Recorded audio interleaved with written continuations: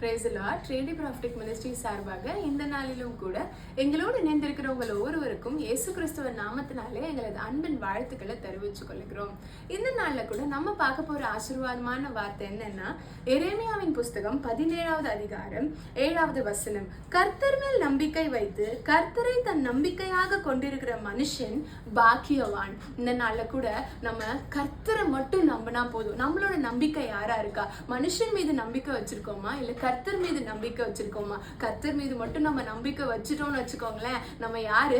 பாக்கியவான். பாக்கியவான் எப்படி இருப்பான்னு வேதம் சொல்லுது பாருங்களேன். அடுத்த வசனம்.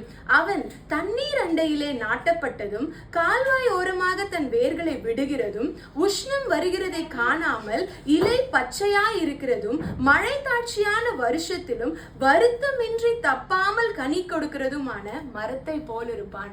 இந்த மரம் எப்படிப்பட்ட மரம்? இது ஒரு நீர்ப்பாய்ச்சலான இடத்துல இருக்க மரம். இந்த மரத்து எப்போ அதோட வேர் எங்க இருக்கு? கால்வாய் ஓரமாக தன் வேர்களை விடுகிறதும். நம்மளும் இந்த மரம் மாதிரி தான் இருக்கணுங்க. நம்ம மட்டும் கர்த்தரை நம்பிட்டோம் அப்படின்னா நம்மளோட வேறு, நம்மளோட ரூட் எது மேல இருக்கு?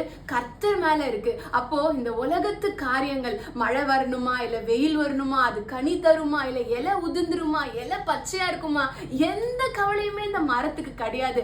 ஏன்? அது ஆல்ரெடி ஒரு வாட்டர் பாடி பக்கத்துல தான் இருக்கு. அதே மாதிரிதான் நம்மளோட வாழ்க்கையும் கர்த்தர் மேல மட்டும் நம்ம வாழ்க்கை நம்பிக்கை வைத்த வாழ்க்கையா இருக்கும் அப்படின்னா, நம்மளும் இந்த உலகத்து காரியங்களை குறிச்சு, உலகத்து ஃபேக்டர்ஸை குறிச்சு, பீப்புள் நம்மள என்ன நினைப்பாங்களோ, யார் நமக்கு ரெக்கமெண்ட் பண்ணும், யார் என்ன நினைப்பா, அது நம்மளை எந்த விதத்திலயும் நம்மளோட growth அஃபெக்டே பண்ணாதுங்க.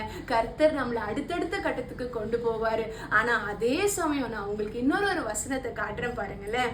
அதே அதிகாரம் 5வது வசனம். மனுஷன் மேல் நம்பிக்கை வைத்து மாம்சமானதை தன் புயபலமாக்கி கொண்டு கர்த்தரை விட்டு விலகுகிற இருதயமுள்ள மனுஷன் சபிக்கப்பட்டவன். அப்போ நம்ம மட்டும் நம்மளோட இருதயம் கர்த்தரை விட்டு விலகுகிற இருதயமா நம்ம இருதயம் இருக்கும் அப்படின்னா, நம்மளாம் யாரா? சபிக்கப்பட்டவங்களாம். அந்த மாதிரி வாழ்க்கை நம்மளுக்கு வேண்டாங்க. நம்மளை பார்த்து ஒருத்தவங்க சொல்லணும், இவங்க பாக்கியவான், இவங்க பாக்கியவான் அப்படிதான் நம்மள சொல்லணும். இவங்க கர்த்தரால் ஆசீர்வதிக்கப்பட்டவங்க அப்படின்னு நம்மளை பார்த்து சொல்லணும். அந்த வாழ்க்கை நமக்கு வரணும்னா நம்ம என்ன பண்ணணும்? ரொம்ப சிம்பிள்ங்க. கர்த்தர் மேல நம்பிக்கையா இருக்கணும். நம்ம இருதயம் கர்த்தரையே நம்பி இருக்கணும். சூழ்நிலை மீது நம்பிக்கை வைக்காம கர்த்தர் மீது நம்ம நம்பிக்கை வைக்கும் பொழுது நம்ம பாக்கியவான்னு அழைக்கப்படும். God bless you.